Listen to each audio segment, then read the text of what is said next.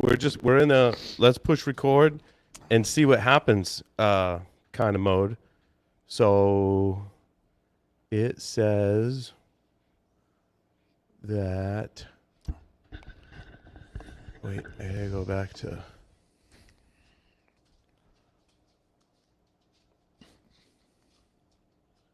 Oh yeah, it's live on YouTube. Yay! I have no idea if LinkedIn is gonna. Let's see if it.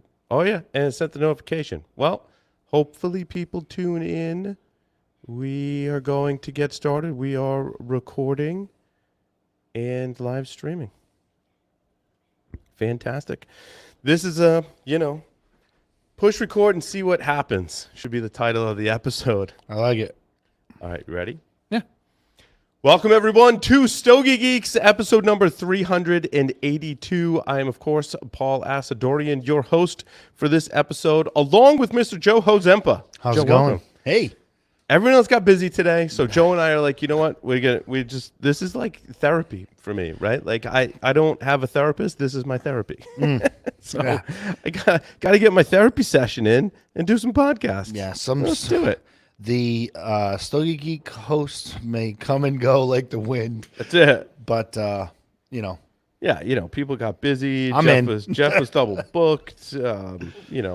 People had valid excuses. I don't want to say that, but it was valid excuses. So you get Paul and I today. that's it. It's just me and Joe, which is all we need to have a podcast. Joe and I have done many Stogie Geeks episodes, just Paul and Joe. I love it. It's awesome, man. So how you been? Well, I light my cigar. I've been good. I'm looking for a good side gig because one of my side gigs is losing its lackluster. So other than that, just enjoying summer, enjoying the kids.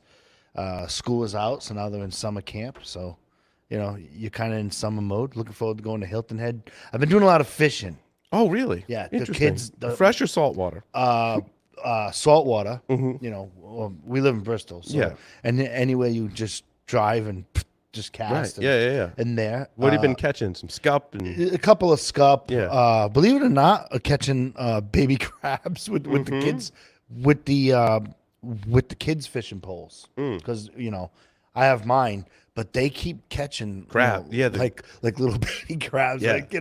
Well, then the spider crabs come out, and then you're like, it's so weird because it's not a fish, obviously. Right. But there's something tugging on the other end of your line. You got to reel it in. It's a freaking crab. Yep. And then so we put them in a bucket and let them go and do that there. So that's it. It's tough because the 3-year-old is just getting a hang of it. So. It took a while. So when I say we've been going fishing, it's just been taking a while. So, but now now all three of us can all fish at once, cast included. They cast out, and they do that. So then I could take out my pole and start to fish. But I went like a month of not fishing, but fishing. Yeah. No, I hear you. Dad stuff. I love it. Love it. It's totally dad stuff. So we're smoking the Year of the Puff.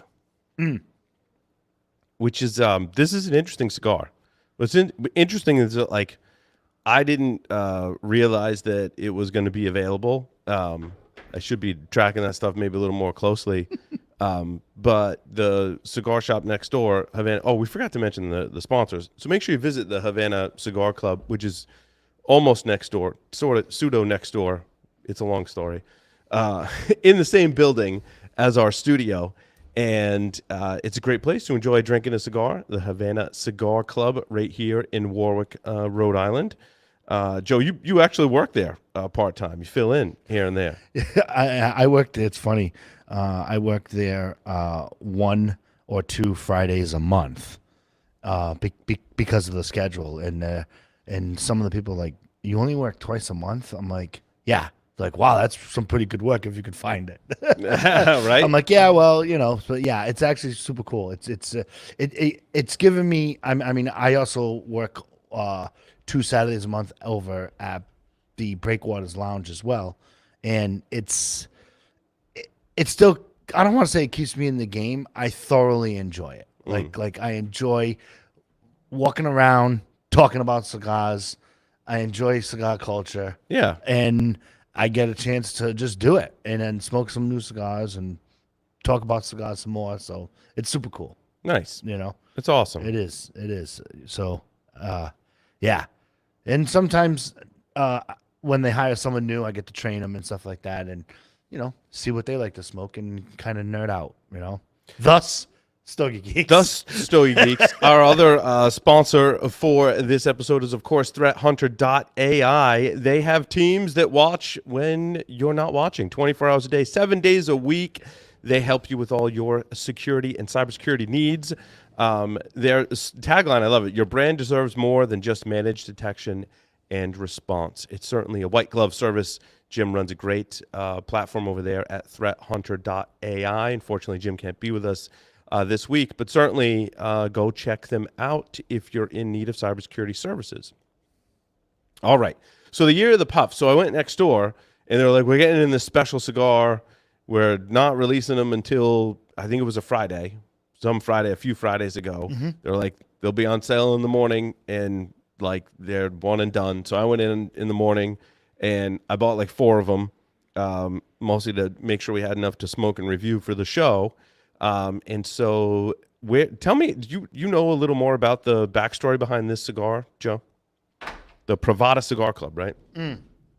Yeah. The actual the cigar was smoking. Backstory? No. But you know the Pravada Cigar Yeah, Club. I know the Pravada Cigar Club. It's a club, yeah, right? yeah. Basically, they have the LCA, where different brick and mortar retailers can purchase once a month. They have different offerings, and one is usually under the Pravada, and then one's under the Limited Cigar Association or something like that. And we actually interviewed Brian from the Pravada Club. So if you go to StogieGeeks.com, you can check that out. But what I liked about it is he comes up with a cigar of the month, or sometimes it's usually like 2 cigars of the month, and it gives retailers a chance to kind of throw try something new there. And he's had some pretty good sticks that have made it in year 2 in rotation and stuff like that. Sure. Yeah. So this is a 6x54 Toro. It's a Nicaraguan Puro. It was crafted by AJ Fernandez in Esteli, Nicaragua. And that's all we know pretty much about the cigar itself. Not much on the details of it, other than it does say here something about a well-rolled and evenly packed Toro with a soft oil sheen. I would agree with that. Yeah. Yep. It's a handsome looking cigar. It is. I would say, right? It is, absolutely. And you can feel texture the oil if you can, and it's it is tightly packed. I mean, it is very well packed. There's no lumps, bumps, anything like that. Like it's pretty good packing on it. Yeah.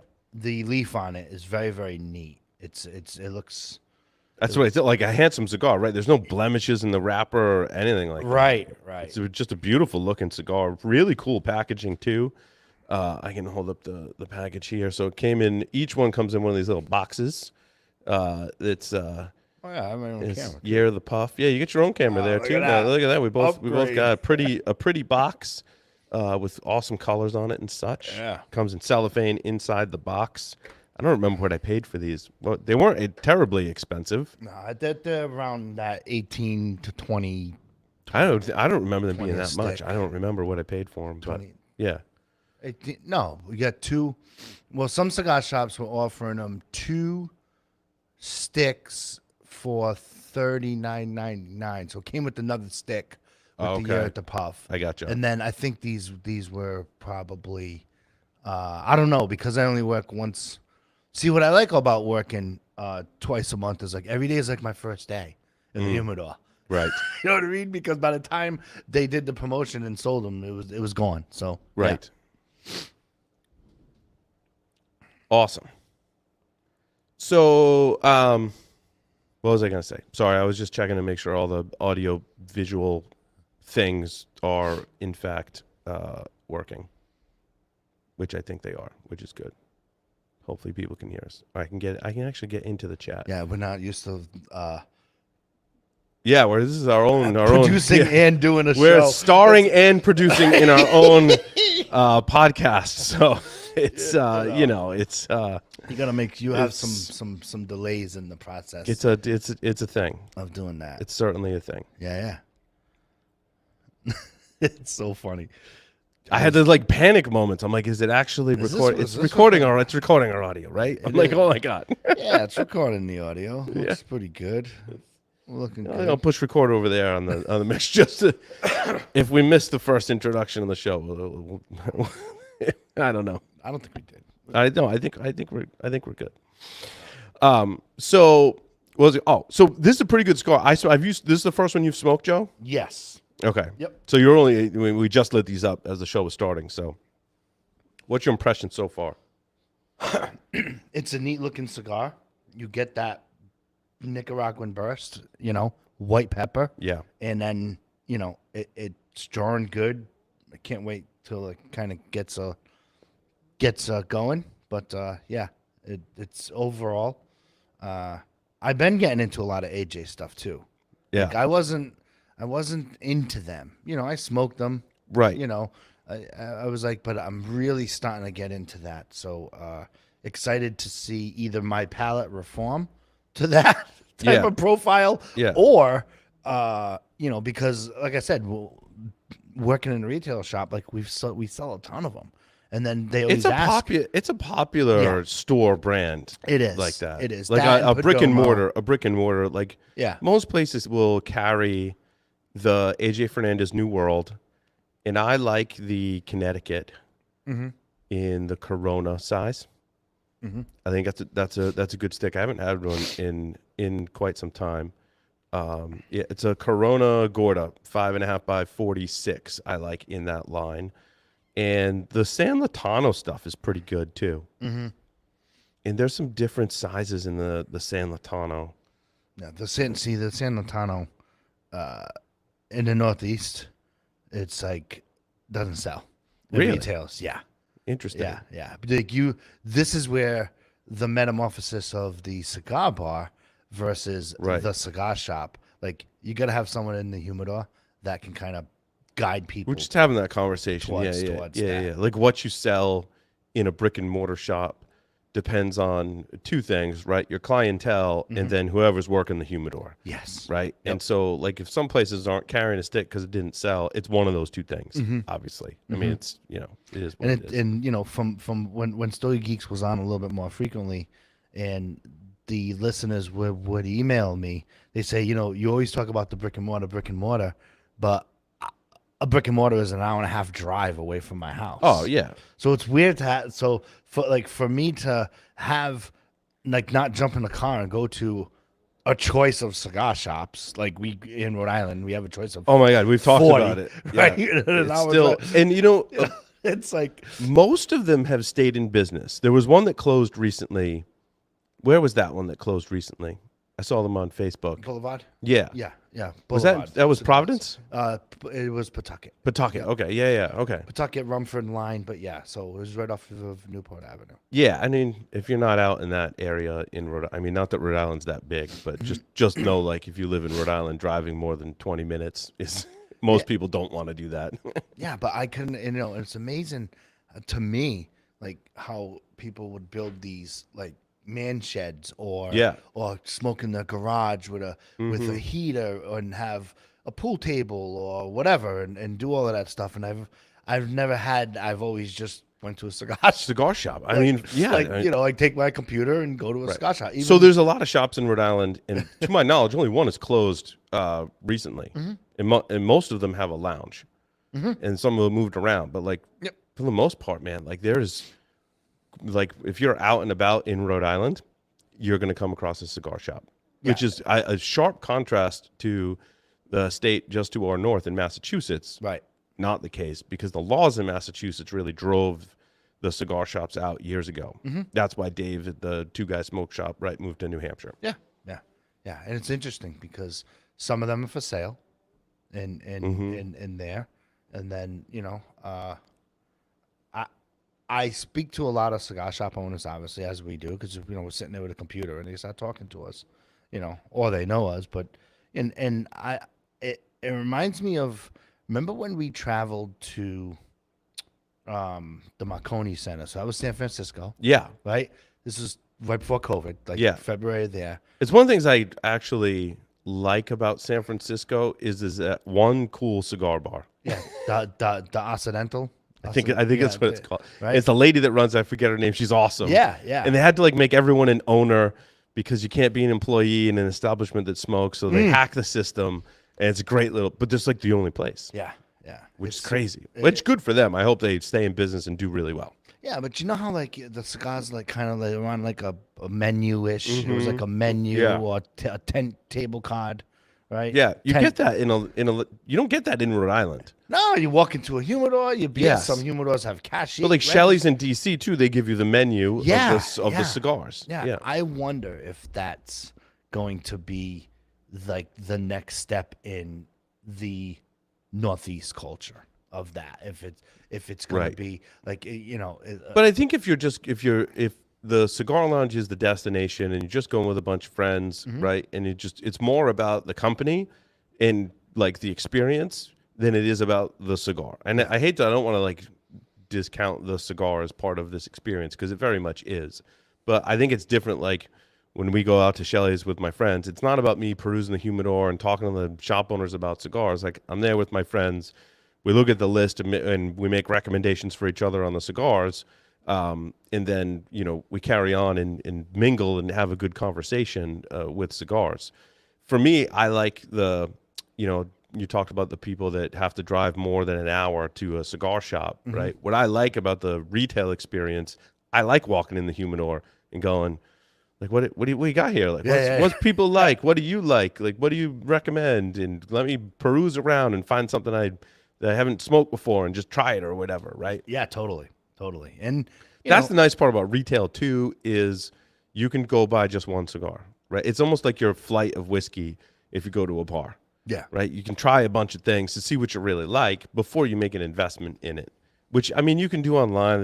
They've got samples and singles online, but I for whatever reason I like the retail experience for that. So we did want to do something interesting as I look back on the Stogie Geeks site, which I updated not that long ago, but we haven't been adding cigars for review.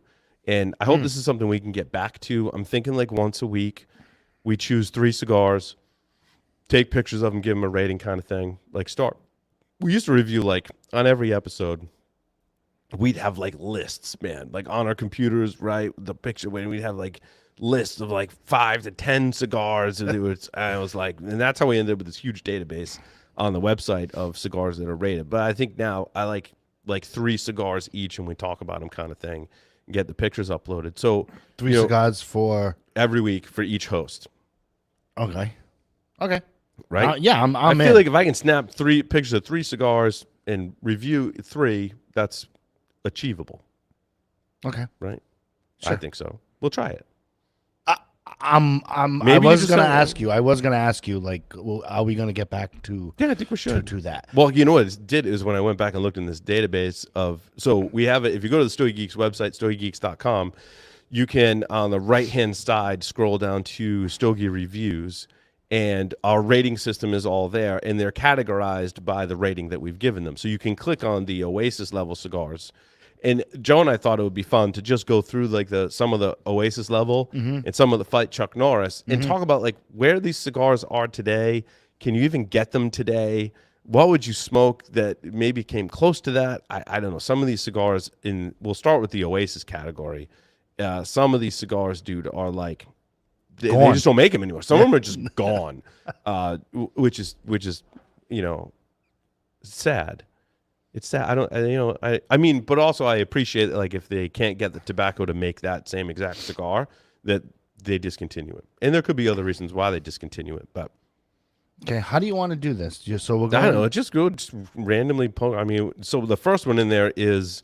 That's why I'm asking. Like, yeah, is it going to pull differently? No. Well, if you click on it, the first one in the list, I think, is the most recent one, which I reviewed in 2016. And this is a Fuente Opus X Oscuro Reserva de Chateau. So this has the yellow band around the foot, dark Oscuro wrapper, and I believe these are the ones that came in that bright yellow box. Remember those bright yellow boxes? Yes. Yep. And I managed to buy a box of them. Yep. At one point. There's not that many left in the box right now. I probably need to smoke the rest of them in that box because I don't think they're getting any better, because this particular blend of Opus in here was not super strong. Like your regular line Opus, when you first get it, has that ammonia cat pee kind of smell to it. It's cat pee. Yeah. And then you age it and it turns into that wonderful cinnamon toasted sweetness kind of smell. And that's how I determine if it's ready to smoke or not. Yeah, this is like a walk through memory lane and rolling on cigar one. So this was, but this Oscuro though is not like super strong like Opus. So I gotta smoke the rest of them. We still have them? Yeah, dude, I have. Oh my God. I don't know how many are left in the box, but I need to smoke them because like I said, of 15. It was I remember. Yeah, it was like yellow. 2 or 3 of each size inside the box. Yeah. So this is the Reserve de Chateau, and obviously I liked it because I gave it an Oasis rating. Yeah. But like I said, I think these are starting to age out in my humidor. Yeah. Well, I don't know that they would garner an Oasis today. Well, there's only one way to find out. Well, we put it gotta this smoke way, them. according to your notes, you did this episode 200 of Stogie Geeks. Yeah. This was back when you were you specifically, this is pre-me, where you were really organized and labeling the reviews with the episode. I didn't even do that in my tenure. But that's so it's funny though. We have a system, like if we all went into our Stogie Geeks website, you could create these posts and tag them with the episode number. Yeah. And then when you do the episode, you just go to that tag for you and you can see your cigars. Yeah. So yeah, I mean, we still have that system. Like I said, I did update the website not that long ago, get the dust out of the corners. So then, and it's funny to look at some of these pictures, what's in the background. But the next one is a Liga Privada Unico Series Year of the Rat. I don't even remember what that cigar, dude. That was, 196 was the episode on that one. 2016. This was a special. Was this the one they made for the hockey rink? Didn't they had some agreement with, they made a cigar that was only at the hockey. I don't think I got one of those. No. But this was one of their special cigars. I love your notes. This stick just has everything going for it. I need more, like lots more. And this is one of the ones, like you're not gonna I don't know. Series. Oh, so they re-released it in 2020. Yeah, I gotcha. Yeah, I've had a Year with the Rat. 2020 since then. Yeah. That's so it's still around. Obviously, it's Drew, right? But the first one we talked about, obviously Opus. It's that particular stick is. Yeah. So they released one in 2016, and then again in January of 2020. And the newer one, the 2020 one, has a gold wrapper around it. Yeah. Yep. That's crazy. Yeah. Good luck finding the 2016. You're like on, all kinds of different forums and stuff. Trying to find it. And that, again, with the La Aurora Preferido Lancero. Oh, such a good cigar. Really is. And I managed to buy like one of the last bundles, I think, in existence of this cigar. It was in a bundle. It wasn't even in a box. Yeah. It was a bundle. Yep. It was like a cellophane, shrink wrap, plastic kind of wrap around it in a bundle. And I bought the bundle, and then I was smoking. I'm like, these are amazing.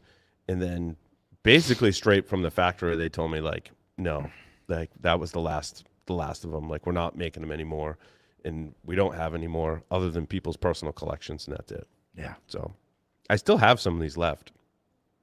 Yeah. Again, they're kind of, they're aging out. So I reviewed this one in 2016, July 15th, 2016. So, I mean, almost 6 years to the day is when I reviewed this. 6 years later, like that's a long time for that blend to be sitting in a humidor, because that's not a strong cigar to start with. Your notes, awesome. Yep. This is still an Oasis level cigar. So much flavor and complexity. That's it, dude. I just, Well, that was the thing with these, like, review. It was just, one sentence. Like, why make people read through an entire review where I talk about like Pepper and cocoa. and the humidity and the first third and the second third, Oh, and then dude. like most of the time when I read reviews now, dude, like I just go to the conclusion. Like I just want to read the final thoughts and read your score. Yeah, The rest of it I'm kind of like I might go back and read later, but Well, see, it's funny you're interested, and we can toggle conversations with that, right? What I do is I'll look it up to what it is, right? Wrapper, binder, filler, in there, and then I see if that's matching the regional profile, and you can do that from doing any of those kits and whatnot. By the way, we have 3 kits next door, right, for the Nicaraguan wheel tasting. If you ever wanted to do it, we have. oh yeah. Havanas always had a lot of the kits. laying around, Yeah. It's actually super cool because We should totally do another kit episode coming up. to be honest with you, it's the The problem is we have to best. sit here. We just sit here for a long time. No, we can just no. The way the kits are. Oh, is the individual? You Yeah. smoke. It's small, so Right. we could do a region an episode. It would take us a quarter to get through the kit if you wanted to do it that way. I got you. Because then you fresh on your smoke palate. you've been. And so what we're talking about for our audience when we talk about the kit is each of the different types of leaf in the blend is an individual cigar.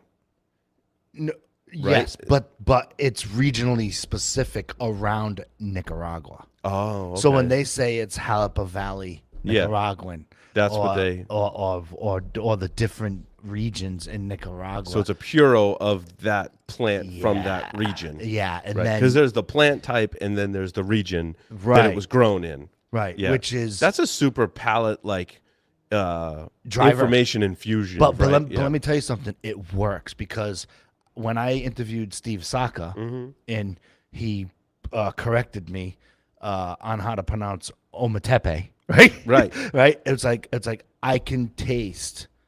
Now I you know, right. Well, now I know if a cigar immediately has Criollo 98 Yep. or Ometepe Because you because smoke the puro of Right. that and you put it in your database in your brain. some Yep, people you call make it. that. Some people call my bullshit. If you start talking in a cigar shop, I've had a cigar rep. Right, they rolled a stick. I was on a tasting panel for Alec Bradley. Right, they were going to launch a stick. This is all pre them merging. Right, and I light up the stick and I'm like, this has Criollo 98, and the sales rep goes, no, it doesn't. And I said, this has Criollo 98. I made him call. I made him. I was like, you're the rep. Call the company. Like, you know what I mean? Either you're going to call the company or I'm going to call the company. And I'm going to tell them I'm smoking a cigar with you and you're going to look like a fool in front of your boss. You know what I mean? I was like, it has Criollo 98. And he called and he's like, yeah, it does. So, again, unlabeled because they were going to launch a different stick for. This is what I like. What Alec Bradley used to do. Stop banging the table, though. Do I do it? I'm sorry. Right? Instead of coming through on the Oh, microphone. I'm sorry. I'm used to radio. There's someone listening Well, first of all, going, I'm not used to this dialogue. I know. Yeah, we're used to I'm used looking to up looking there. at someone, so Right. it's weird, right? Yeah. So we don't have the mics hanging from the ceiling because it's like a 40-foot ceiling in Gotcha. here. So yeah. Gotcha. Right. So Otherwise, I would. what they used to do is they used to like have the sales rep or regional rep or however it was there create like their stick for the year and do different rolling things and you pick blends and stuff like that and you give it a name. Sure. And then it has a sales competition with the different things. So, but I hope they bring that program back because it's super cool because it's one of those things that like happens every 3 years or so. Every time there's a Right. harvest, right, a cosecha and stuff Well, like that. La So, Aurora yeah. used to have a kit as well. Yes, You guys called still Like have the those? Legacy. You guys still have those kits? There might be one lying around. Yeah.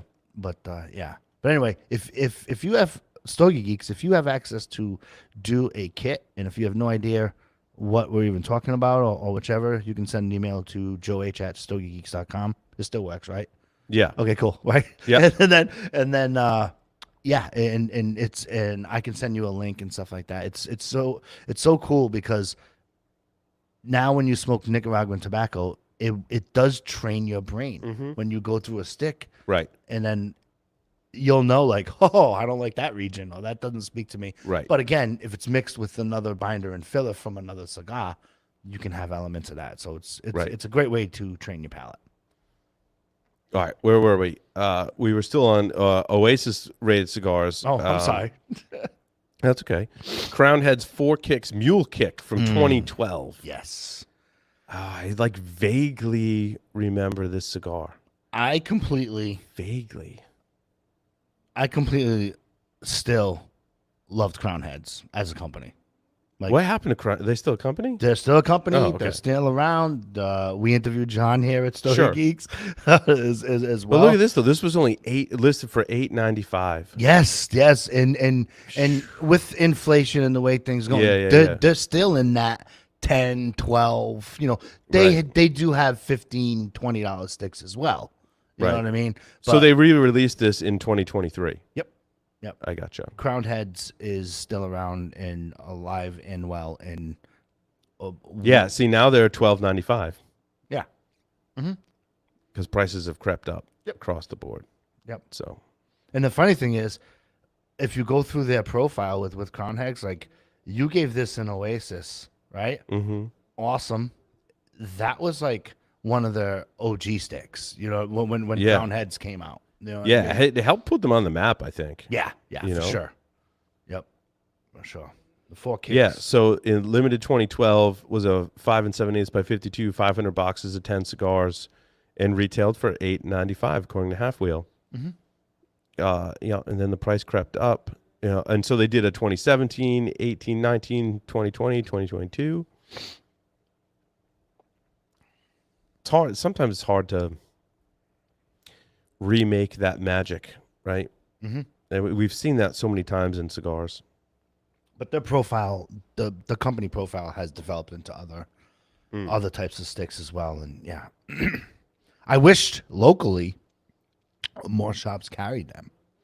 You know, it's amazing. You know, you take like a I haven't seen them in a no, store shelf in a while. No, I mean, I would, if I could guess, you might see it over at Joyle's. But I think they closed out of them. I don't know. yeah, you know, but other than that, I have not. I mean, Sometimes they go away and they come back, and you know what I mean. You Yeah, know, but the rep comes in and then they smoke a bunch more of them, and they're like, "All right, I think I can sell this," and they bring them back in, and it goes back and forth. You know. yeah, I mean, I still smoke Crown Heads on a every other week basis, right? Because I go to a shop that carries them. Right. You know what I mean? And I tell the shop owners that I work for, like, you should carry these. Yeah. And they're like, well, no. I was like, well, I hit that Noel Rojas thing pretty square. Yeah, you know what I mean? Like, you should carry these because they have the one called the Jericho Hill. Yes. Yeah. Like, you know, I can do an episode on Crown Heads. Totally love them. So if you find them, smoke them.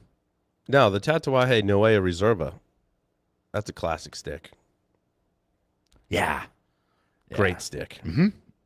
And I don't think they're not hard to find now still, right? No. Well, in Rhode Island, what do you have? You have Regency. Well, okay. This is what I don't like. Can we complain about cigar companies here?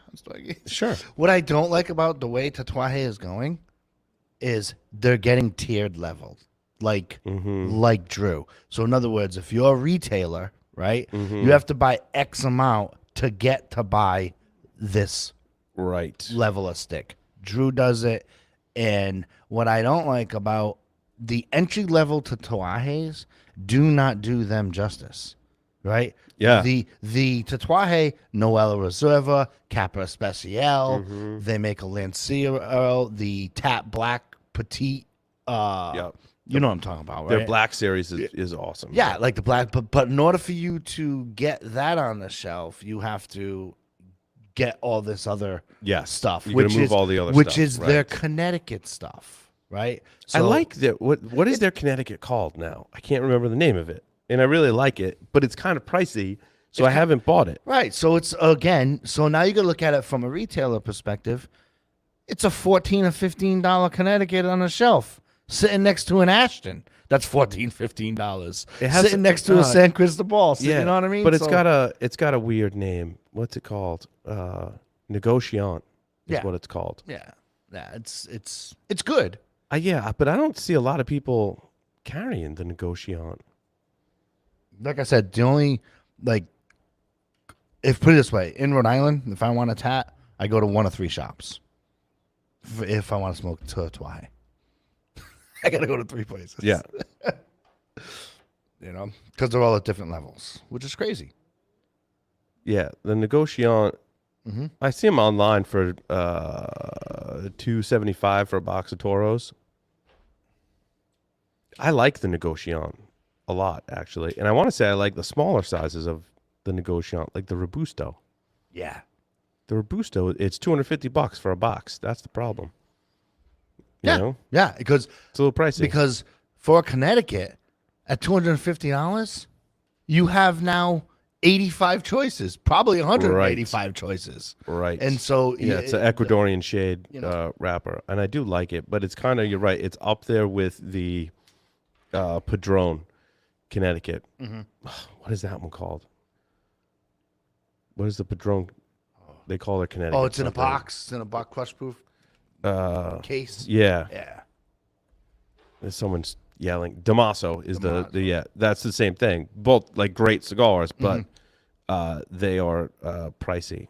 Because what are the Padron getting for like a box of Robustos for Padron? Just online price point reference is $298.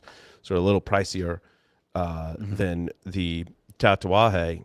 And again, I don't think it's tough to pay that much for a cigar, for that kind of cigar. You know what I mean? Yep. I think they're a little overpriced, but they're good. I actually like the Padron Damaso. I can't afford to smoke them. You know what I mean? Yeah. For Connecticut, it's like, so it's Yeah, we got some more rare Fuente on our list. Arturo Fuente, Don Arturo Anniversario Destino El Siglio. This is that smaller. It's almost it's kind of like a Hemingway kind of size. I want to say. It's a 5 1/4 by 52 torpedo, if you will, but it has the nipple like the Hemingway sizes do. Right. This was $25 back in 2015. And this was an awesome cigar. I don't think I have any of these left. This was a highly limited release that I split a box with someone. Destino El Siglio. Here's a 2012 half wheel review. Yeah. This is a great cigar, though. I don't know if they ever re-released this one. I don't think they did, Joe. You know what I mean? Yeah. No. Okay, here's a review from 2014, and I don't know if these ever came like back. I don't think they did. Well, if they ever come back, now Stogie Geeks listeners know you should buy some because they're good. They're amazing. Well, obviously we gave it the, Oasis rating. Yeah. We've talked about the Opus X Forbidden X cigar in a bottle. I actually still have a couple of those kicking around in my humidor that like I want to smoke, but I don't want to smoke because then I won't have any. But which I don't know why I do that. I don't know why I do that. I don't know. I've never understood that. From you have patience of a saint when it comes to aging cigars, because you would come in. It's like you don't find the right time to. This picture is actually from. There's a mojito, and I'm sitting at the place in Vegas. What's it called? Casa Fuente? I'm sitting at Casa Fuente with a mojito, which looks like it's almost empty. And you almost look like I need a refresh in my drink in that picture. And I'm smoking that cigar. Yeah, these are like $60, $75 a stick. Yeah.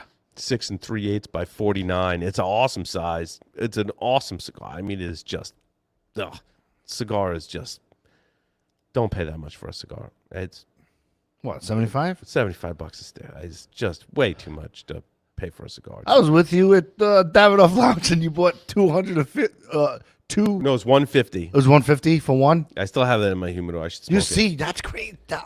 I was, but then I don't have one though. Paul, that was 2019. I know. That was summer I know. of 2019 when we went to Black Hat. This next one, Arturo Fuente Hemingway Signature Rosado. Yeah, Rosado wrapped Hemingways. If you ever see those, buy them because they're friggin' awesome. Yes. But they don't come out very often. But they are absolutely amazing cigar. In fact, I think I smoked one not that long ago. I think I had one still kicking around and I smoked it. And I probably waited too long to smoke it. Lesson learned. Sometimes when you buy this rare stuff, just smoke it. I know we like to try and age it, but then I've aged some of these way too long, and they get aged out. And there's quite a few limited releases that like were so good, and you'll just never see them again. And Padron and Avo probably have two of the greatest. It was one of Avo's first limited editions, and I want to say it was like the 2007 or something limited edition. And I remember Paul Jarrell talking about it was like one of the best cigars he's ever smoked. And then like they were gone, but they did come out with the Avo limited edition 2010. Part of the Avo Greatest Hits sampler when that came back out, and that got an Oasis rating. That LE 2010 from Avo was awesome, and I haven't seen a lot of Avo limited editions since then. I haven't seen a lot of Avo stuff coming out like that. Avo Expressions limited edition 2024. Yeah, I think has apparently come out. Yeah. Other than that's it. They're a quiet seller on the shelves. They sell. You know, every once in a while I'll grab one. They've also come up with some like a seasons one. I see that on Halfway now. Seasons. Yeah, they came up with a seasons ones. Then that's like right a before Diadema. that, I see it's a what's a beautiful looking cigar, Diadema.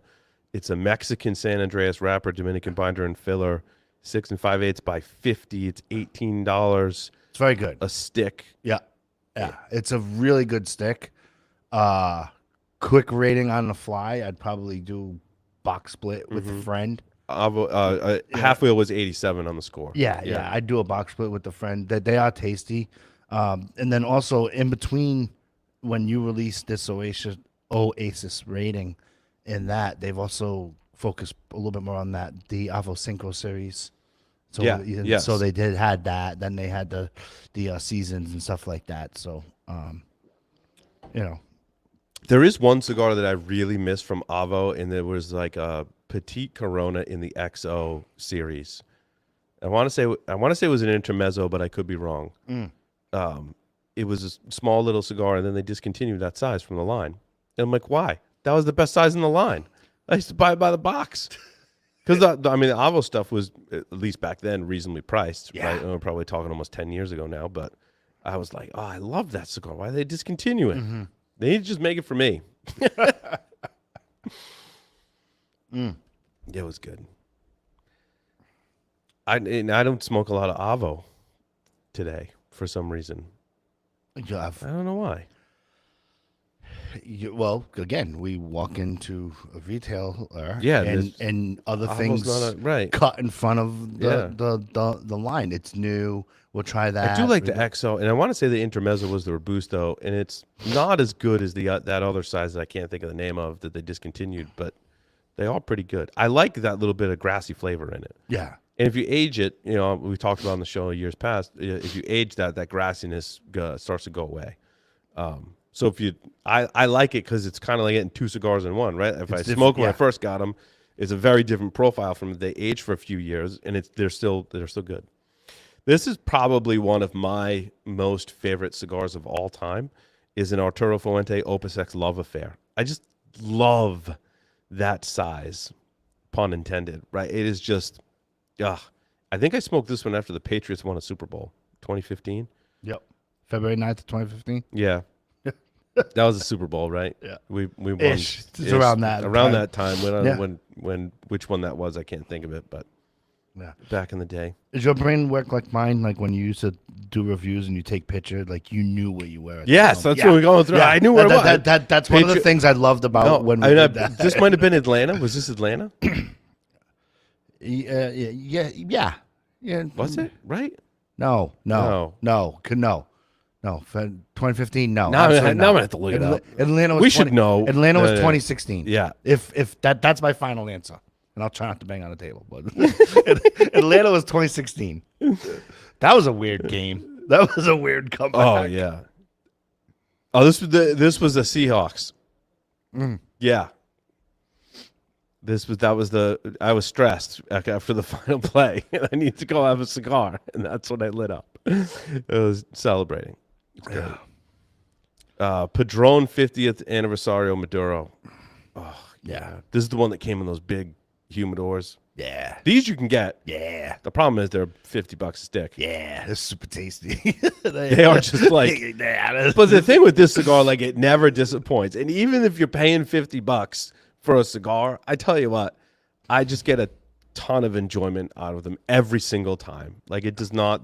Both natural and Maduro are just like, ugh. And you know what I like about Padron? So good. When at the industry, business wise, right? I've always liked that whole retail spin business, how they function in business. Yes. It's kind of my shtick. They don't have sales reps still. That's crazy, Like, dude. Yeah. Give us a call when you open the shop. We'll just, we'll take care of it. Who doesn't want to carry Padron? It's like, it's crazy. It's I remember when when a cigar shop in Rhode Island decides to become a cigar shop, they're like, and we end up talking, Joe, how do I get Padrones? I'm like, you show up to the show and book a meeting and open a checkbook. It's that simple. It's like, because like, here's your offer. You buy X amount, and there you go, and then there you go. And then we'll call you when you need more and keep card on file. It's pretty easy to buy Padrones. There's no BS. There's no samples, no nothing. You just get them. It's amazing. And you sell a ton of them, and it's amazing. Right. That's what you call potentially a category king. Yes. Yes. It's not the king, but if we have a couple crowns, if there were 3 crowns, they'd be one of the 3. For sure, dude.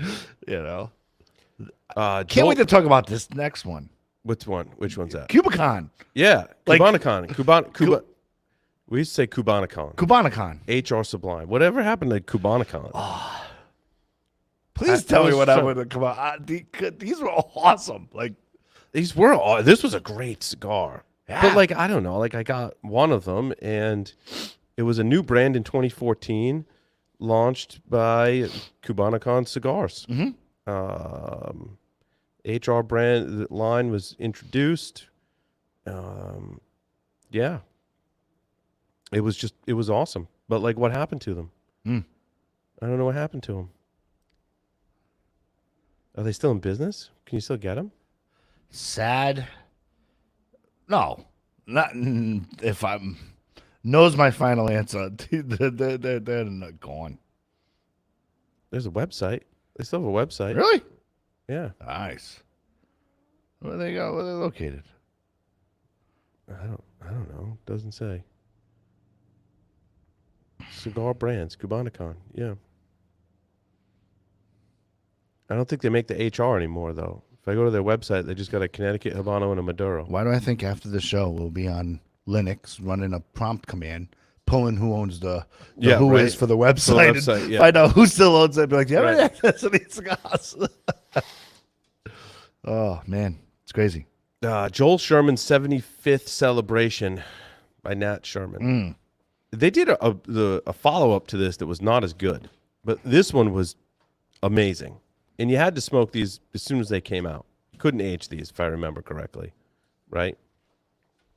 What the Joel Sherman 75th celebration. Yeah.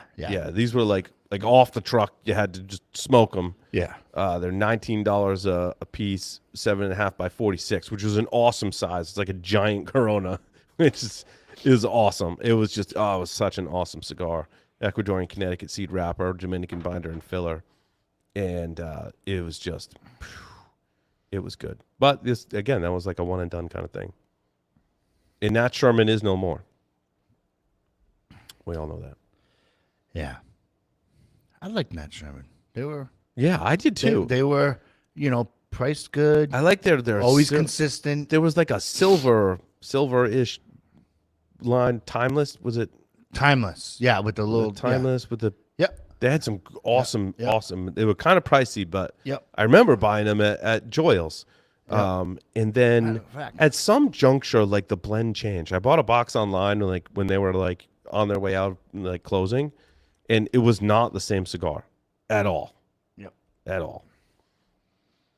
Yep. Yeah. No, I was just doing a quick search. I'm like, I think they just released one, but it was Upman, which was another. Which was another brand, older brand. Right. And then, coming I still want to do a brand history show. Yeah. It's on my list. Unnamed Reserve, Arturo Fuente Unnamed Reserve Robusto. Oh boy, were these awesome. These come out every once in a while. Yeah. Have you ever seen these before? I've never seen this one. I was trying to figure out why. Yeah, the Unnamed Reserve. Yeah. Looks like 2021 they came back out. Yeah, Unnamed Reserve. Blah blah blah. Yeah, these are pretty. Oh, so they made different sizes for different years. Yeah, and different wrappers and stuff. So they're completely different each year. I see. So which one did I give an Oasis to? 2014. 2013. Okay. The cigar the 2013. was the 2013. So the 2013 was a 5 3/4 by 50. And then I do remember the next year, the Unnamed Reserve was a 6 by 60. And I was like, what is going on? I want the 5 3/4 by 50. Yeah. And then 21 maybe was the most recent year they released it, and was a 5 3/4 by 48. And it got an 89.5 wheel. Still chuckling at your review. Wow. Wow. Just wow. Just wow. It was cigar just is perfectly balanced, boardroom flavors. It's just an awesome cigar all the way around. Oasis, baby. Yeah, like it's just, when a cigar fires on all cylinders like that, it's just it's hard. It's like this is it. This is it right here. This is it. This is it. Oh yeah. Quesada had some limited releases back in the day. The 40th anniversary Corona Classica. Oh, those were awesome. Like these are some of the ones I swear it had Cuban tobacco in it. Like it tasted like a Cuban cigar. Yeah. Like it just had that flavor profile. Yeah, these were. I think they made these in a short Robusto as well. They did, and that was equally as good. That was probably Oasis level too. Some more Avo on here. Some more of the limited Fuente that we talked about. Tatuaje Black Corona Gorda, I should say. 2013. We were just talking about the Tatuaje Black. It's good stuff. Yep. This one is interesting now. Now I'm on page 3. Gotcha. Was the La Aurora 100 Años Edición Especial. It was a Maduro wrapped Robusto. Yes. And they released it in 2 batches. Yeah. And the second batch was nothing like the first batch. Like absolutely nothing like it. And the first batch came in, and I smoked the cigar, and I was like, oh my God. Like it was just flavors, there's so much flavor that you could just like identify with, like dark cherries, and it was just awesome. And then I bought a bunch more of like the second batch, and not the same cigar, which was disappointing. I mean, it just wasn't. I mean, I don't like to knock manufacturers, but I'm just telling you, like, it just wasn't the same cigar. I'm sorry. It just wasn't. I'm going in my Rolodex. It's Manuel Anoa, right? Yeah, and then we had him on with Willie Morante. Yeah, right? And he signed my box of San Años. Yeah, and then we brought that up on the show. Yeah, and he was talking about how it was hard to get. It was super hard to get that. That was a cool episode. It was. Done a lot of cool stuff with Stogie Geeks. I know, right? We need to get back to having people on here in studio, though. Yeah, we can arrange for that. We can arrange that, right? Yeah, I can arrange that. Yeah, Davidoff 2013 Year of the Snake. I haven't been smoking a lot of the Davidoff year of releases, because I never know if it's gonna be good or not. And to put in, I mean, what do these cost now, dude? Like about 70. No, are they about 75 a piece sometimes? Yeah. I've had a couple. This was 30. So this was in 2014, and they were 30, right? But now, what are we doing now? Like, how do we? I gotta price them out. Sorry, you were gonna say something. No, I have an old client who we still keep in touch, and I used to do more work for him, but every year he'll buy 3 boxes of the year of. The year of, yeah. And then I go to the Regency and pick them up for him. And then he always gives me a couple. So I've had a chance to always have a year of. Sure. Because, you get to catch up with an old client and who since then sold his business. That's why I need side projects. All my clients keep either retiring. Like, Joe, I'm retiring. I've been Right. you've been with me for like 10 years. Like we got, but yeah. So I've always had a chance to have like a year of. What I've noticed about last year's year of, Yeah. I couldn't even tell you what it was, and I'm not being like joking. It wasn't. My only impression was, wow, this is pretty expensive, and it smoked way too fast, and it was a bigger size. It just smoked too fast, But So no, wait. This year is Davidoff Year of the Dragon Grand Toro, 2024. It's a 6x56 Toro. I see them online. 2 of them are $230. yeah, like I said, So they're over $100 a piece now. That one was the one. The one the year before the year of the 75? dragon was about 75. 75, 78. Oh man, that's pricey. Yeah. That's pricey. Oh yeah, there's another. So this is a different Year of the Dragon. There's a couple of different Year of the Dragons. Yeah, these are about 75. Yeah. Yeah, that's pricey. I liked it when they were $30 a stick. Not gonna lie. What page you on? 3? I'm on page 3 now. Okay. Yeah. So you're at Potagus Serie D? Or no? No, I'm on Don Carlos Lancero. We've talked about that. La Laura San Años Lancero. Yep. We talked about those. I mean, I have a couple of Don Carlos Lanceros that I don't want to smoke because I don't have them anymore. I should probably smoke them. Dude. What am I doing?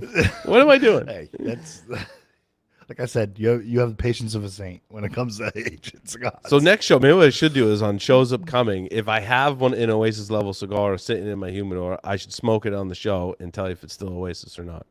yeah, after all that time you in the can humidor. taunt Jason, Jim, and I, and Yeah. I'm smoking an Oasis. I certainly don't have enough for everyone. I wish I did. Believe me. Awesome. Davidoff Colorado Claro Short Perfecto. Oh, I've smoked a ton of these cigars. I gave that an Oasis rating, huh? I wonder if the blend is. I mean, I smoke them now. I wouldn't. Rate No them, question. I wouldn't Yeah. rate them Oasis now. Is that? Yeah, well, yeah, I do. I would do. I had this when we interviewed Mike from the Regency because he was the first cigar shop to accept crypto, right? Oh yeah, You're right. okay. And so we interviewed him, and then he gave me this. And would I give it an Oasis? No. Would I give it Boxworthy? For sure. Yeah, and I do buy. They come in boxes of 10. Yeah, they are really tasty. For sure. They were. What was that? That was 2020, maybe 20. No, Yeah. 2021 when we interviewed him. They're So 20. They're $23 a stick. Yeah, I was so gonna box say of 10. they're Yeah. they're like 24, 27 bucks over there. So yeah. It doesn't say what I paid for it back then. That's too bad. 858 Sun-Grown Rosado. We talked about those. We smoked those on the show. Yeah. Great cigar. Yes. This one was aged too, though. The one that Mark Jr. smoked back in the day had a bunch of age on it, and they were still good with age on it. Power Ranger Bellicoso Extra from Opus X. Yes. Classic stick. Yes. Black Label Corona Gorda 2013 comes up again. Multiple times. Every time I smoked it, I gave it an Oasis rating. Yeah. That wasn't the one from the jaw release. That was just a straight Corona Gorda 2013. Yeah. These were good. These next ones, the Serie D by Potagus, Yes. number 3. You had these when I first started. But this was a 2006 limited edition Partagas Series D number 3. Right? Yeah. Good luck finding those. That's Cuban cigar, yeah. Yeah. I miss this brand. Paul Gamarian? Yeah. Like you had like your last box and we blew through it. You're like, Joe, smoke these. They're aging out. These were such a fan. Well, some of the ones I had a ton of age on them. Where did you get those? Joyles? Joyles Okay. was a huge Paul Gamarian shop, and they Yeah. had like like boxes from lines of Paul Gamarian that they didn't make anymore, and they were really awesome. They were starting to get aged out because they were so old. Paul Gamarian still makes great cigars, but Reserva, Exclusiva, Corona, specifically the older ones, because you can still get the cigar today. It's not the same. No, it's not the same. You should stop making a list because you want to fill your humidor. Yeah, Put some Paul Gamarians in there. Let them age. let them age. Put some Avos in there. You know, smoke the hay ones and let the other ones age. I could fill it with EP Carrillo 2010 Limitadas. They're highly sought. I think I have 2 left. Dude, I have 2 left of these. I loved it. But they also had a 2013. Oh, they had like 2016, 2015. I just smoked a 2012 Yeah. the other day, and it was awesome. Yes. It was awesome. Yep. I smoked one of these Wednesday. God of Fire Series B Robusto. My favorite God of Fire. I mean, those just consistently smoke awesome. And I haven't had an Opus X BBMF. Got to look that one up. If you've never seen an Opus X BBMF, you got to look it up. And there have been a lot of BBMF cigars released. Yeah, Heaven and Earth is like the dark Oscuro ones. They've had some newer releases. In the BBMF is like it's an amazing cigar. It's like a giant perfecto, and usually like I can't think of a better term other than nipple. Right, there's a nipple on the end, and like that has a little darker, sometimes tobacco on it, and then the head of the cigar has it looks like a giant ponytail. It's awesome. I've never had a BBMF I didn't like. Yeah, and this is still one of my favorite cigars too. Padron 1926 40th Anniversario Maduro. Another one of my favorite cigars of all time. I bought a couple of boxes of those and smoked through them because they're so good. They're like chocolate bars. Oh my God, they're so just tasty. It is truly one of my favorite cigars to smoke, and you often don't find them on the shelf. They tend to be like a special order. So the way I get them now is I go in the store and I'm like, hey, when you place your Padron order, can you order me a box of those? And then try and get it that way. And it's hit or miss. Yeah. These are still good too. Padron 1964 Anniversario Anniversary Pyramid Maduro. Pyramids are awesome. Giant cigars. Have you smoked these recently? Recently, no.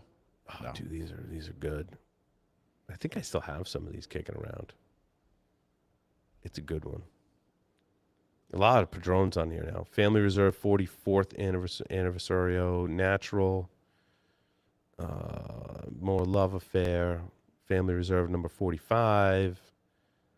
More Opus X Double Robusto. It's a regular size.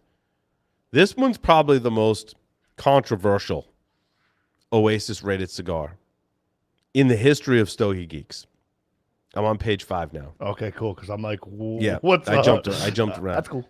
And I smoked this in 2012. And it was an Alec Bradley Fine and Rare 2012. And these had just been released. And took one home and I smoked. And I tell you what, this was an amazing cigar. But then like after that, when it aged a little bit, not as good. They came out with more Fine and Rares, nowhere near as good. And everyone thought I was crazy for the Oasis level cigar. And I'm telling you, when these first got released, they were amazing. And they had like all the different blenders' names and tobaccos on there. It was like a whole thing. It was a whole thing. What was the thing with this cigar? This was the second release. It was a Torpedo, 6x52, 10 tobaccos inside of it, annual vintage release. There was a Fine and Rare that debuted in 2011 as well. But 2012 was awesome. And I want to say I don't know how many releases they came out after that. Well, they just came out with one not that long ago. BNC-143, which was probably like what they called the test blend. Right? Fine and rare. Yeah, it is one of the final blends that Alec and I developed with Alan Rubin. Blah blah blah. So they did release one recently, and they've got 1, 2, 3, 4, 5, 6, 7 different fillers. That was the thing with the fine and rare. It was like a ton of different types of tobacco in the cigar. So they just came out with one in. When was this? When did I say this was? What, for the Oasis rating? Oh, 2012. no. So they were, but the most recent release was 2,500 boxes of 10 were released in November of 2023, according to Half Wheel. They were 7 by 50. They were $25.99 a piece. That's crazy. And it got an 81. Didn't score very well, according to Half Wheel. But that one that I had in 2012 was a home run. So what did the other Stogie Geeks hosts like flip their lid when you gave Yeah, it? they didn't agree at all. They didn't agree at all. Alec Bradley, fine and rare. No, it wasn't. I'm telling you, it was a good cigar. Yeah. Like Alec Bradley, they had the original Tempest. Yes. I not the Tempest Maduro, but the Tempest, and I was like, why did they discontinue this brand? I have loved that brand for a while. You know, and when we interviewed, I smoked some old Tempest. yeah, Paul Joel gave me one that was like ancient. It was interesting smoke. Like, why would they get rid of that? That's such a tasty stick. You can't tell me that your other offerings wouldn't compete with that. Like that. I'm not saying that might put them on the map, but that stick. I remember when that stick came out. Very competition time. You had Rocky Patel Decade was coming on the scene. You know, you had CAO was kicking with Rick Rodriguez and all of their portfolio going on there. You had some Dom Pepin blacks on, that were the black versus the blue. The blue gets the higher rating. I think the black is a better smoke. And we've been talking, but what do you think of this cigar? I do like it. Right? It doesn't transition into anything. It's the same as when you lit it up. It's like that Nicaraguan flavor. Yeah, it's a Nicaraguan stick from AJ. It's not impressing me, I have to say. Yeah. I don't know how controversial that view is going to be, but I'm not impressed. And I wasn't overly impressed with the first one that I smoked, and I wanted to smoke another one to give it a fair shake, and I'm not impressed. Yeah, I don't think it needs age. It's a Nicaraguan cigar. It's just it's a Nicaraguan cigar.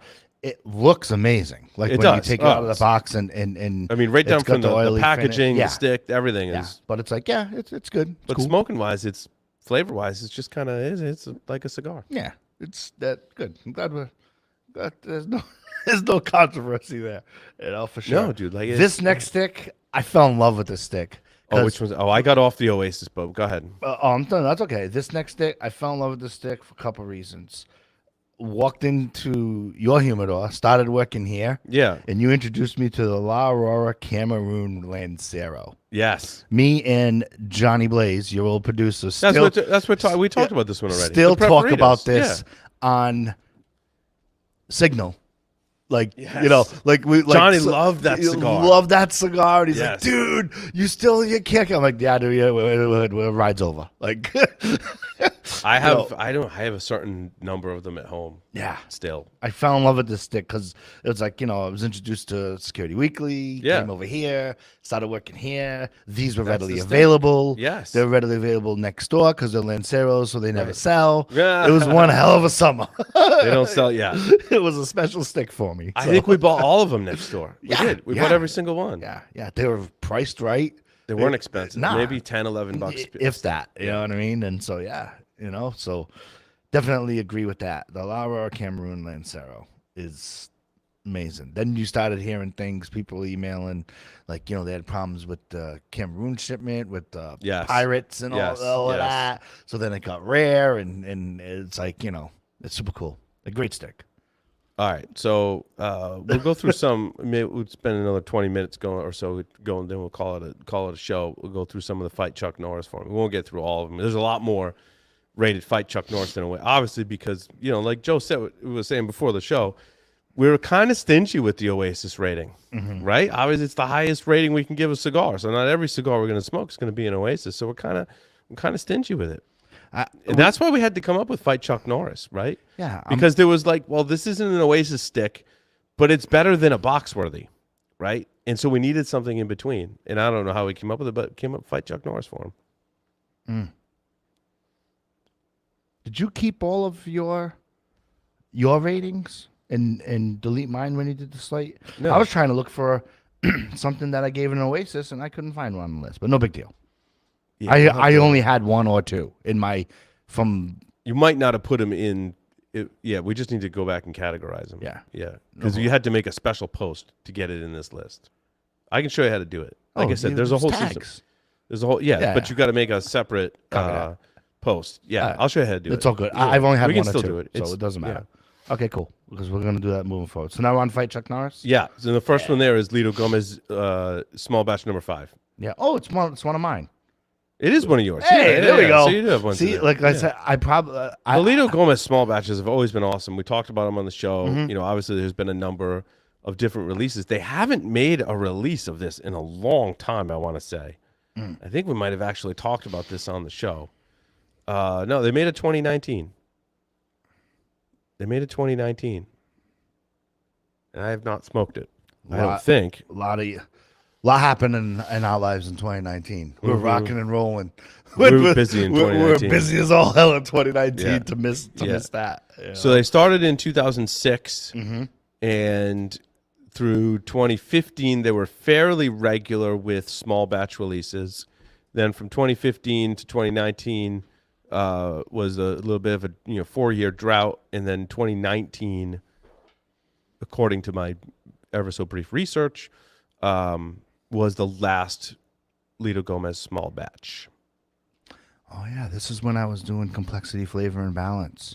Ooh. And I gave it a 1 to 10 rating. Yeah.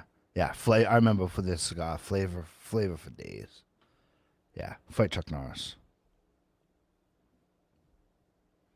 You know. Oh yeah, those are great sticks. This stick, it's one of mine as well. Gilberto Oliva. Dude.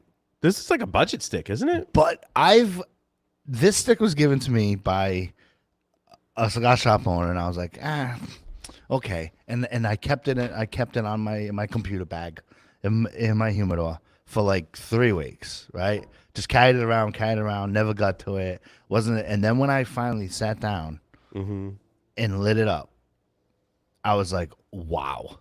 And I remember coming into work and telling you, like, dude, I smoked a cigar on Saturday. I came in, around November. We bought a bunch more. Yeah, of these. and you were like, good call.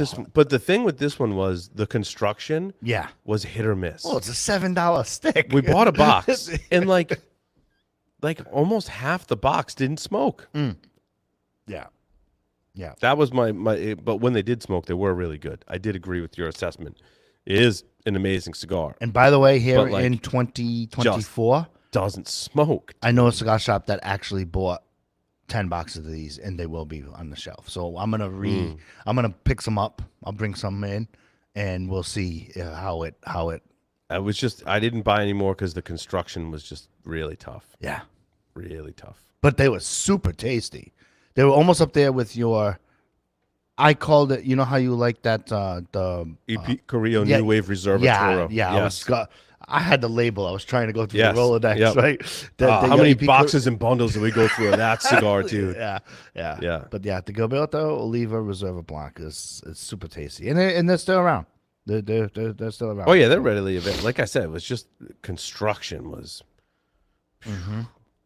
Maybe they fixed it. Who knows? Where are we now? I lost my tab. You have Black Label? Now I get too many tabs open. Black Label Trading Company, Bishop's Blend. You had no. Oh, yeah. We had the Padron number 89. Where are you? 90th birthday cigar for Smoke In. That looked amazing. I never smoked one of those. Black Label Trading. Mi Querido Uncle Largo is certainly one of my favorite cigars of all time. I got to buy. That's a good reminder. I got to buy more of those. I do love that cigar so much. Yeah. Partagas Benji Menendez Master Series 2011. Oh, I remember these. I remember these when I first started working here too. These were really good. Yep. Yes. Yep. But the later releases of these weren't as good, which seems to be a theme that we're coming back to. Is that a cigar manufacturer will come out with a limited cigar, and it'll be amazing, and they'll sold out, right? And then they'll go, well, we need to do another one, and we'll call it like the next version of the limited series. And most of the time, it's not as good. Yeah. That's crazy. I mean, it can flip flop, obviously, but the trend is the original one comes out, it's amazing. It's Oasis or Fight Chuck Norris for the Stogie Geeks, right? Then subsequent limited releases of essentially the same blend, or at least as close, I think, as they could get, are not as good. Yeah. It's a bummer. It is a bummer. I know it's like depressing. It's terrible. Yeah, I've noticed that with the Arturo Fuente Añejo that comes out around Thanksgiving. Ish. It comes out. I've noticed that it's tiered back in its wow factor. You know, it came out every year, different blend. Right. It's good. It's a good stick. But see, the thing though is if you were like, let's say not that I do, but I have a Partagas Benjamin Engis Master Series from 2011 kicking around my humidor. All that time sitting in my humidor, if you smoked it now, it's a different cigar entirely, which is also depressing. Some BBMF, Yamasa Robusto. So, I got to get back. This is when Yamasa first came out. Davidoff Yamasa.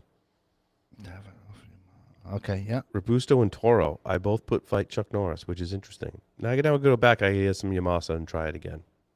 It's a good note. Yamasa was there, what? Was it Brazilian? What is it? I don't remember now. I don't tend. It's Nicaraguan. Yeah. Davidoff, Nicaraguan. No, but the rappers. No, this is no. What is? Is it? What is? I don't remember now. The rap is Dominican, but the blend is Nicaraguan. Binder is Dominican, and your filler is Nicaraguan and Dominican. Interesting. You with me? Yeah. So rapper, binder, Dominican. Aged Dominican filler tobaccos. Yamasa, but Yamasa is a. I gotcha. Oh yeah, it's filler has some Nicaraguan in it. Yeah. Okay. I haven't smoked like Davidoff came out with back then. This is when they started coming out with like the Nicaraguan, the Yamasa, like those different with the black label things on those. Like they're Davidoff, but they're not your dad's Davidoff anymore, right? Because they wanted to diversify their portfolio. Yep.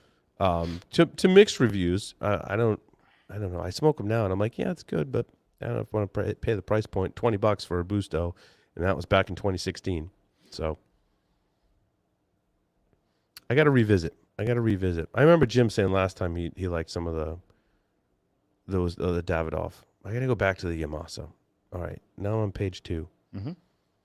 Aston ESG. That where you are? Yeah. Everyone always told me that these were overpriced and not worth it. But I really liked the Aston ESG 24. I thought it was really good. I agree.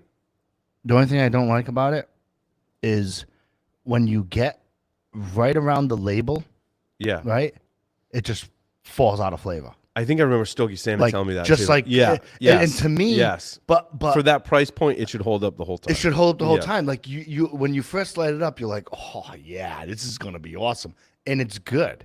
But when you get right to the label, it just falls off a cliff, and it's like a light switch. It's crazy, right? You know, that's my takeaway from that cigar. I agree with Fight Chuck Norris. Sure, it's a great tasting stick, but it's got to go all the way through. You know. Oh, I almost forgot about the Opus X Angel Share Robusto. Remember when they came out with the Angel Share? No, I don't see. To me, wasn't the Angel Share blue? Or no, did they, no. Okay, so no. It's like an Opus X band, but it has more red in it. Okay, I believe. So this was reviewed back in the day. It's a 5 1/4 by 50. What was Angel? I don't remember. It's a new version of Opus X. Oh, okay. So in 2012, they heard rumors of it. It was released in 2014, commemorating the 100th anniversary. It was created to provide an Opus X experience for smokers who couldn't handle the strength of the farm brand. That's what I thought. Thank you, Half Wheel, for confirming. What I remember about this cigar is that this is not like an over-the-top power. And it got a 92 rating. Yeah. I don't know if I have any more Angel Share kicking around in my. I think I might have smoked them all. And I haven't seen that in a shop in a long time. When's the last time they released Angel Share? That's a hard question to answer live on the air. Because it all goes back to 2014. I don't remember the last time they released it. Interesting. Now I got to look for it. Now I want them to release it so I can buy it again because it was a good cigar. Neanderthals were good. Yeah, those were good. Another Paul Gamarian 25th anniversary connoisseur. That's a good cigar too. Yes. Yep. Yep. Oh man, remember that old box of Cuesta Rey Centro Fino sun-grown pyramids? I think it was a clean out from the old Joyles. Yeah. And I bought a bunch of those, and there were different wrappers like in the same box, I believe, is how they were packaged. Was that true? I think that was true. Mm-hmm. I remember these. I bought a bunch of them. They were so tasty. They were very tasty. Yeah. Cuesta Rey. You know what's like when you go through this, do you remember like the tasting point? You can almost taste the cigar when you go back, right? Right. That's awesome. That's at least I know it's just not me. Right. Same thing with whiskey too. Yeah. I wish I had a picture of that box of that Cuesta Rey because it was an interesting packaging. I could probably find Could I find a picture of it? Maybe it wasn't a mixed box. Maybe it was just I think they sold it in different packages. No, maybe it was just a box. I don't remember now. That was a long time ago. It was a good cigar though. How did you get the Padron 89 Jose Padron 90th birthday cigar for smoking? That was back in so I did smoke one of those. How did you get that? I don't remember how That's I got 2016. That was before my time. I don't remember. No, I was here. Yeah, you were here. I don't remember how I got that. No, I wasn't here. I was here January 2nd of 2017. You're 2017. Yeah. No. How did you get? I don't remember where I got these. To be honest with you, it may have been maybe Coop sent me one. Okay. It had to be a Coop sent me one. Yeah. That was a pretty amazing cigar. That's a good luck trying to find that one. Oh, I got a natural and a Maduro. I smoked two of them, natural and Maduro. Yeah. Can you even? Did Abe send you cigars like after you interviewed him, or did that'd be my only logical, or maybe just Coop sent them to you? Yeah. Oh, this was in a TAA 2018. That's what Half Wheel says. Release date in February 2019. So they did release it again. Interesting. Yeah, some of these I don't remember where I got them. Double Robusto, blah, blah, blah. Series. Liga Privada, Unico Series Ratzilla. A vintage Ratzilla. That might have been from Steve Saka or someone. Chili pepper. The Fuente Opus X chili pepper. That was a good one. Don Carlos Personal Reserve. Yeah, a lot of the Don Carlos special releases are awesome. Now I'm just kind of jumping around. Yeah. I'm following you. Now I'm on page 4. Oh, and the Byron. That's the one. Byron Siglo 21st Distinguido by Select Tobacco. Yeah. I sometimes got to go look at the Byron stuff. It's just outrageously priced. And then I can't remember what I smoked and what was good. But now I know this one's good. I don't know if you can still buy it, but what, the Byron? Yeah, or this particular Byron, right? 21st distinguished Yeah, I think you still can buy it. It's a 6x55. Yeah, $950 a box. If you can find It's it. about right if you can find If it. you can find it, yeah. That was it was an interesting cigar because the tobaccos were just different. I think it's one of the things I really liked about some of the Byrons and such. I think the Two Guys Smoke Shop was big on the Byron, and what was the other line from the same company? I think they had another line, and it was like the super premium. I would call those super premium cigars, right? It's in a mason jar. Yeah, they had them in the mason jars. Yeah, they had jar releases of them. Yeah, Yeah. there was another line from the same company, Yeah. and they were really good. They were just like, again, super premium and super expensive. Yeah, what was the other line called? Selected Tobacco. Atabay. That was what it was. Atabay. Yes. The Atabays and the Byrons. Yeah. Yep. I haven't had one of those in a long time. I've not. That is a definition. The Atabay, I remember the profile. Fresh. Like you had fresh smoke on your palate. Like almost like menthol, but not menthol. Like if it was a different. Exactly. Total That's different what profile. it was just different. Yeah. I remember that sticking out. Flor de Selva, we talked about them not that long ago, I think. That's when they don't really sell here in the U.S. Mm-hmm. Well, that's pretty much it. I mean, a lot of these are getting to like the same ones and stuff. Yeah. I like the Davidoff Isquero. Oh, this is one that I often think of and wish that I had more of. La Aurora Puro Vintage 2003. Oh, that was just such an amazing cigar. And again, another one that I bought a bundle of, dude. Online, I bought a bundle of them for like not a lot of money and smoked a whole bundle of cigar. It was, and they've re-released the Puro Vintage, and it's not the same. It's not even close. In fact, I think I just bought a La Aurora Puro Vintage one, a new release of it. I don't think I've smoked it yet. I bet they carry it next door.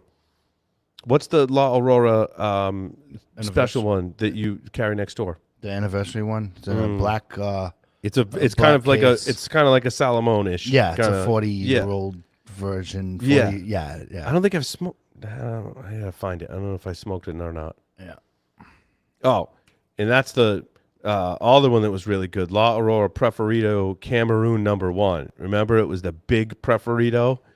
Oh, those were awesome. Whatever happened to those? Do they still make those? I do not I don't believe think so. they do, I right? think that rides over. Yeah. But the Anything with that Cameroon is Cameroon #1. It was a true Cameroon wrapper in a Preferido, but the La Aurora Preferido has a couple different sizes. This was like it's like someone took a bicycle pump and pumped up a Preferido size, right? To make it larger, and they put a Cameroon wrapper on it. And oh my God, was that cigar good? I wish you'd still get them. This has been the most depressing episode. You have you Uh, know what cigar I missed that's not local anymore, but they are still around. Is the 1502. Yes. Yeah. That was a great cigar. Enrique, yeah. Enrique yeah. made great. He makes great cigars. Yeah. No, like no one carries them. No, I don't No one know. carries them anymore in the Northeast, huh? You know, they're good cigars. They had a bunch. I missed those. Yeah. Well, The AP Carrillo New Waves is sort of. Well, I think what we came down to we got to start reviewing cigars again because our review archive is mostly cigars that they don't make anymore. At this point, It's like, is this which is updated? depressing, man. Like I miss smoking a lot of these cigars. I guess we got to try and find something similar, right? I mean, that's the challenge. How do you find something similar to the things that we highly rated? That's going to be our new mission. Is we're going to have to find some Fight Chuck Norris and Oasis level cigars. So listeners, if you're out there, send us some feedback. Paul at StogieGeeks.com, Joe at StogieGeeks.com. We're on social media. Send us some feedback. What have you smoked that has been in Fight Chuck Norris or Oasis level cigar for you? And we will try and find those cigars and smoke them on the show and tell you what we think. And hopefully fill our humidor here with them. So, Yeah.